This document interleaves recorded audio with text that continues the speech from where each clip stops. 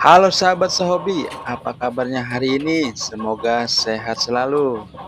Hari ini saya akan memberikan obat kepada ayam saya yang sedang sakit atau pilek dikarenakan cuaca yang tak menentu atau cuaca yang dingin.